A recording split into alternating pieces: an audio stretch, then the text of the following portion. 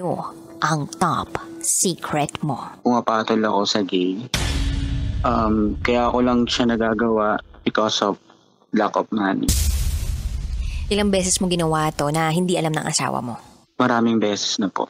Nag-start lang po siya nung sumasali po ako ng pageant. Sa lahat ng pagbibigay niya sa akin is meron pala yung kapalit.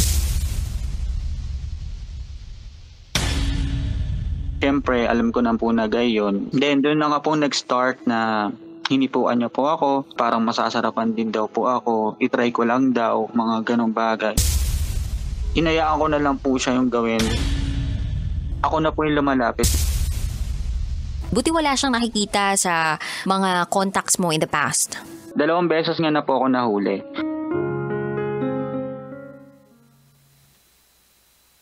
May tinatago ka bang sikreto, Kabisyo? Grabe yung call natin kagabi, no? Sa mga hindi po nakapakinig ng episode kagabi ng ating Top Secret, yung highlights po ng call kagabi ay yung napakinggan nyo kanina. Isang lalaki po ang tumawag sa atin at ang sabi niya, namamakla siya. Kaya naman niya ginagawa yun ay dahil kailangan niya ng pera. Kaya lang, ang problema, meron siyang asawa. At itong asawa niya ay hindi completely alam kung ano ang pinaggagawa niya. Alam mo, naisip ko lang napakahirap nun para sa asawa kapag na-discover na yung asawa niya gumagamit ng ibang mga tao para lang magkapera siya. Nakakabaliw. Ang sakit-sakit. Yung parang iisipin mo, sino ba tong pinakasalan ko? Bakit ako napunta rito? I guess okay lang naman kung sakaling ganun yung kalakaran ng asawa mo, basta alam mo rin, tsaka basta nakikinabang ka din. Basta aware ka, nakikinabang ka, I think okay lang yun.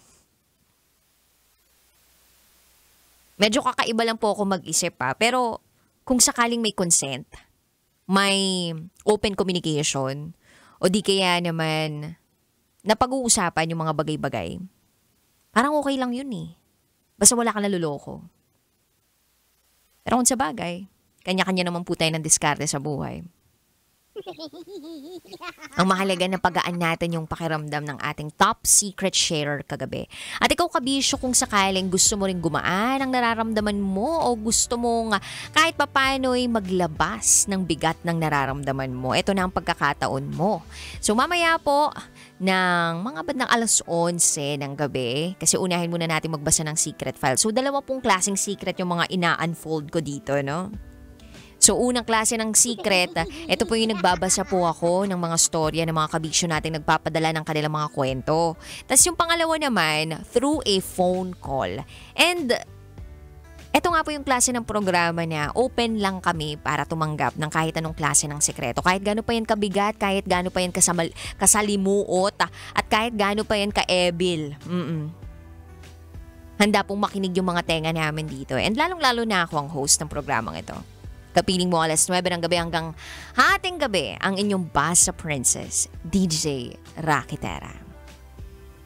At eto na nga po, ibibigay ko na ang patikim ng DJ Rocky's Secret Files.